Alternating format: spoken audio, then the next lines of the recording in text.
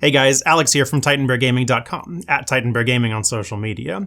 We got a new Unearthed Arcana just yesterday for Dungeons & Dragons 5th edition, and in it we've got 3 new class archetypes. One for the Druid, one for the Fighter, and one for the Wizard. We've already done the Druid video, so go check that one out, and today we're doing the Fighter video. Now this one's got an interesting new archetype. This one's called the Brute, and it is exactly what it sounds like. The intent is for you to be kind of a simple fighter that just does what a fighter does. It whacks stuff and it tries not to die, and that's what almost all your powers here are built around. Now, I do like it. I think that this one is, for something as simple as it is, I think that it's been a little bit lacking from the game so far, and so I'm kind of happy that they're throwing this kind of thing in.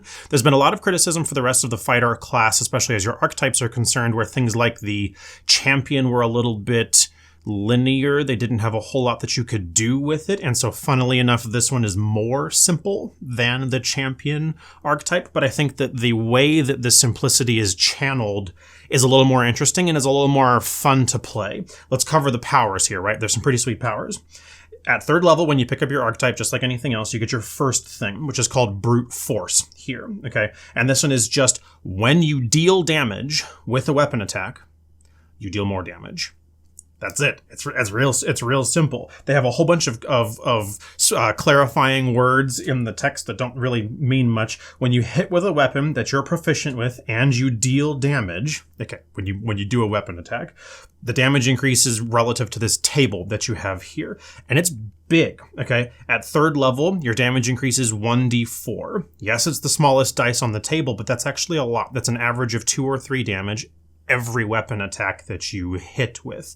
That can be a lot, and as a fighter, especially with extra attack as a feature and being able to action surge to be able to do multiple attacks, you're doing this every single time that you deal damage, which makes this fundamentally different than like a sneak attack option or any of the new once per turn extra damage features that came out in Xanathar's guide, and looks a lot more like a Barbarian Rage style. But you don't need to be actively turning this on or off. It's just every time that you hit something, you do the extra damage dice. And the fun part about it being a damage dice is that if you make a critical hit, the dice is doubled. So this does stack with your additional crit features that you may be looking to build for this character, which is what I would do. At 3rd level, it's a 1d4. At 10th level, it's a 1d6. At 16th level, it's a 1d8. And at 20th level, it's a 1d10. It's not bad scaling. There's a long difference from your 3rd level to your 10th level. That's 7 whole levels where you don't get any change to it. But I still think you're going to find that the damage output on this thing is actually really good. This is going to be really high impact. And it's every time that you do a weapon strike, you just add that extra damage to it. I like it. I think that it channels the Brute feature the Brute thematic element pretty strongly. At 7th level, you pick up Brutish Durability, which is also fun and cool. That helps just make you more of an unstoppable tank, that you don't actually have to be actively doing anything. You just are this nasty, resilient brute that can't be stopped terribly well. You just have these passive benefits. Whenever you make a saving throw, roll a 1d6 and add the die to the total. Boom, you just get a passive 1d6 bonus anytime that you make a saving throw. Wow, it's huge, right? That averages to 3 or 4, depending on the roll, which is big. Now, I will take a moment to harp a little bit on the War Wizard archetype that we got in Xanathar's guide, where you have to use a reaction in order to get your +4 to a saving throw. But that's another video. You can go see my griping about the War Wizard archetype in the other video. I'll make sure to link it. But this is huge for your fighter. Saving throws are your biggest weakness as a fighter, and this goes a long way. It also adds a cool little detail extra to it that I really like here. If you're making a death saving throw when you add this feature, and this does apply to death saving throws, which makes it even harder to kill, if the new total increases to above 20 or higher, right? If it goes 20 or higher, you get to gain the benefits of rolling a natural 20 on the d20, which, to remind you, is considered a natural crit as far as your death saving throw goes, and it's supposed to stabilize you with 1 hit point. You're supposed to be brought back to life with this. So this is huge. I really like this. I'm really excited about this as a new power, as a new mechanic style.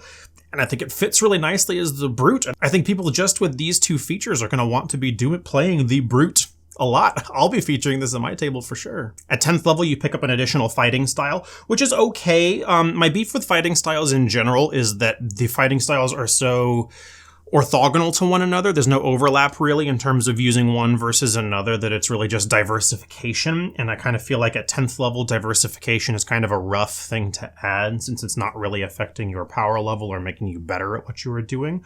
But I think that most people that main fighters appreciate having that diversity for an otherwise simple class. So that's not so bad. I think I'm happy with it here. At 15th level, you pick up Devastating Critical, which is also a new mechanical style that we haven't yet seen otherwise.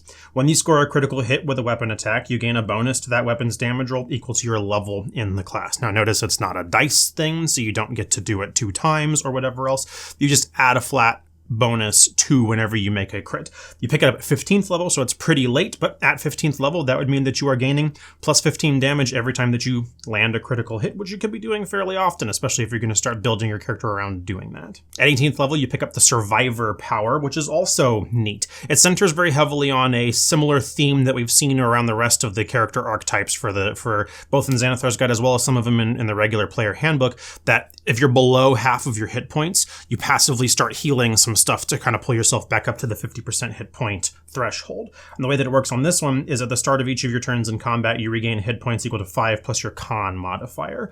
Cool, you don't get to do this if you're already at 0 hit points, so it doesn't just automatically bring you back to life. But if you're less than half hit points, this can be a lot of hit points that you're just healing passively. Like I said, a bunch of other classes get this as well, so it's interesting to see it here.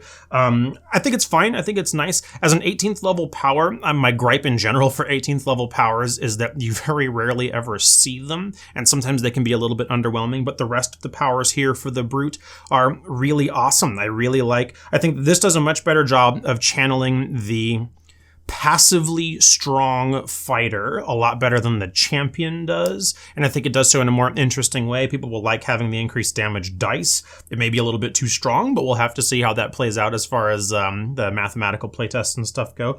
And the saving throw bonus is outstanding. I can see a lot of people wanting to play this. So let me know what you think about this. Leave me a comment down below, like the video, subscribe to the channel so you can see when the next videos are coming out. I'm going on to the Wizard one next. Otherwise, you can come talk to me over on social media at Titan Bear Gaming. Until next time I see you, have more fun, would ya? It's good for you.